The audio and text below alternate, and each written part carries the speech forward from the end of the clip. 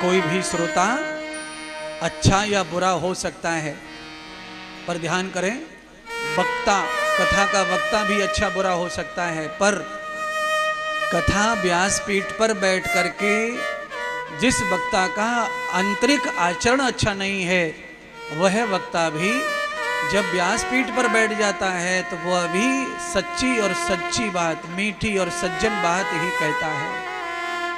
उसका आचरण जो भी होगा, उसका अपना कोई भी करैक्टर होगा, पर व्यासपीठ ऐसी जगह है यहां पर आदमी अच्छी बात ही कहता है। जो आपके हित की बात है वही कही जाएगी। छोटे छोटे वक्ता भी अच्छी बात ही रखते हैं, भले ही वो बाद में कैसे भी जीवन जीते हों, कैसे भी बोलते हों, कैसे भी रहते हों, पर जैसे ही जब वो सामाजिक हो जाते हैं तो फिर उनकी स्थिति जो है वो पूरी बदल जाती है। इसीलिए किसी छोटे वक्ता का बड़े वक्ता का महत्व व्यासपीठ पर बराबर ही हो जाता है। जो आसन पर बैठ जाता है व्यासपीठ पर, उसका अलग स्वरूप बन जाता है। और समाज किसी चीज का ठेकेदार नहीं है, और ना ही ये समाज किसी चीज का ठेका ले सकता है। परमात्मा ने जिसको अवसर दिया है, उस अवसर से परमात्मा का जो दूत है, भक्त है, मैं हूं, आप में से कोई है, भगवान ने जिस काम के लिए चुन लिया है वो काम वो करेगा, चाहे दुनिया कुछ भी करे, कुछ भी चिल्लाए, चीखे, चिड़े, मरे।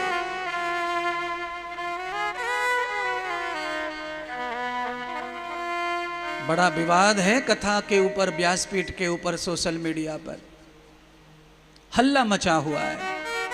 कौन कथा कहेगा, कौन कथा का अधिकारी होगा। तो श्रीमद् भागवत कथा में तो कथा वक्ता का अधिकार लिखा हुआ है, श्रोता के भी अधिकार लिखे, नियम लिखे हुए हैं। जिस मनुष्य में भागवत में लिखा हुआ आचरण है वो कथा कहेगा। क्यों कहेगा? क्योंकि उसमें स्वयं भगवान कृष्ण समा जाता है, फिर वो कथा नहीं कहेगा, ऐसे कैसे हो सकता है? क्योंकि भगवान सर्वत्र होके भी उसी में प्रतीत होता है जिसमें आचरण है, भगवान का आदर्श है। कितने लोग हैं कथा कह रहे हैं,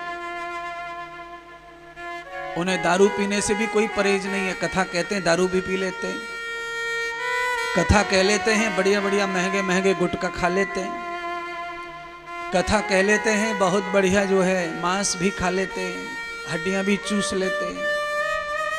अगर मन आ जाए, चार लोग मिल गए तो ताश खेलने में भी उन्हें कोई परहेज नहीं है। आ जाओ भैया पत्ता खेल लो, टाइम पास कर लो, और समय आया तो कथा भी कह लेते हैं।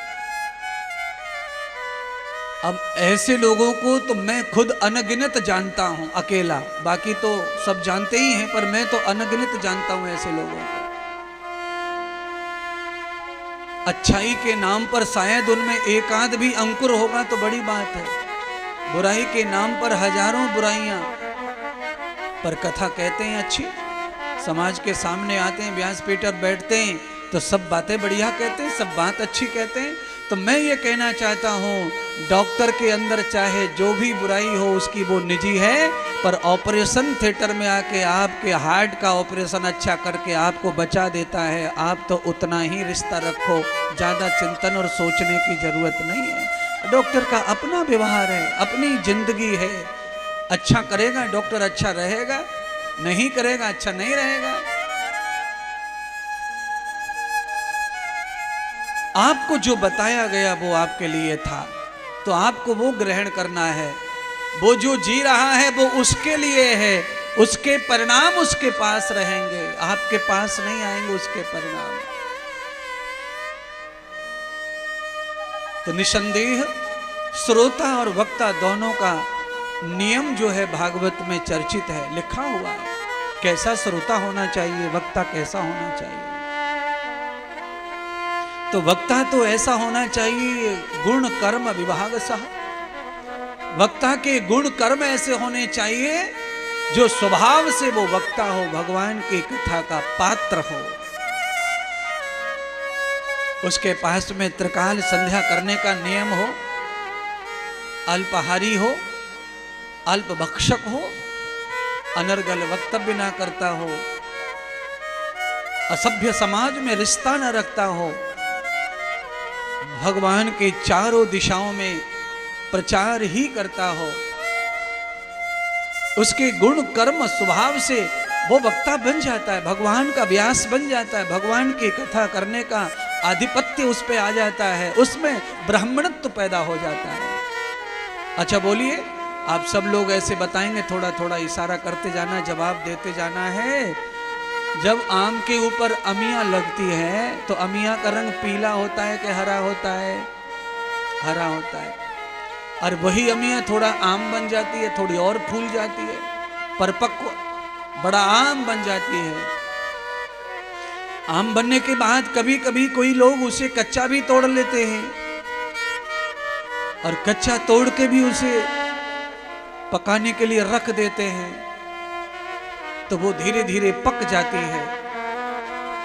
पर पक जाने के बाद उसमें वो तत्व, वो गुण, वो स्वभाव नहीं आता जो उसमें आना चाहिए था। और वही अमिया, वही कच्चा आम, वही हरा आम अगर पेड़ के ऊपर और कुछ दिन तप कर लेता, जप कर लेता, धूप सह लेता, गर्मी सह लेता, तो पेड़ के ऊपर अगर वो पीला हो जाता, पक जाता, तो उसकी सुगंध, उसकी खुशबू, उसकी गुणवत्ता और पावरफुल हो जाती, और उसका गुण बढ़ जाता। बस आम वही है, पर तप गया, जप गया, सहन कर गया तो खुशबूदार बन गया। इसीलिए मानव के शरीर में जिसने भी जन्म लिया है, अगर वो तप लेता है, जप लेता है, पढ़ लेता है, भज लेता है, तो वो स्वयं ही ब्राह्मण बन जाता है, वो पक के सुगंधित बन जाता है, अनमोल बन जाता है। एक और मंत्र है, उस मंत्र से भी समझा जा सकता है। आपको वो मंत्र आता है? आप भी बोल सकते हैं उस मंत्र को। मैं तो पूरा मंत्र नहीं बोलता समझाने के लिए, मैं तो जरूरत की बात ही बोलता हूं। मेरी जरूरत इस समय एक ही बात कहने के उदाहरण के लिए, प्रमाण के लिए है। उर्वा रुकमिव बंधनान मृत्युर मोक्षेय मामृतात्। मेरा तो इतने से काम चल जाएगा, पर इस मंत्र को पूरा बोल लिया जाए तो और अच्छा है। बोल लीजिए फिर इस मंत्र को। कहां से शुरू होता है? ये करो शुरू। ओम त्र्यंबकम यजामहे सुगंधिम पुष्टिवर्धनम उर्वारुकमिव बंधनान् मृत्युर्मोक्षेयमामृतात्। तो मुझे जो बताना है वो कितना है? बीच का हिस्सा है। उर्वारुकमिव बंधनान्। खरबूजा, उर्वा माने खरबूजा। खरबूजा जब कच्चा है तो कच्चा ही है, फिर उसमें कोई स्वाद नहीं है, और कहो तो कड़वा ही निकलेगा वो। पर वही खरबूजा जब बेल के ऊपर धूप को पचा लेता है, धूप को पचा लेता है, धूप, खरबूजा जितना ज्यादा धूप में आ जाए उतना ज्यादा पकता और खुशबूदार बन जाता है।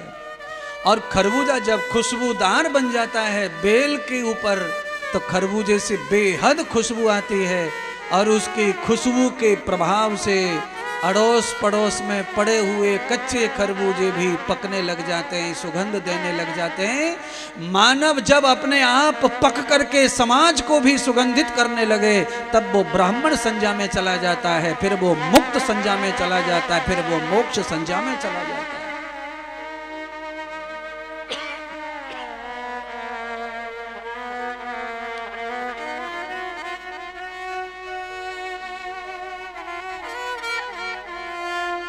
माता पिता के गर्भ से कोई भी जात पैदा नहीं होती है, सभी लोग बाद में ही बनते हैं।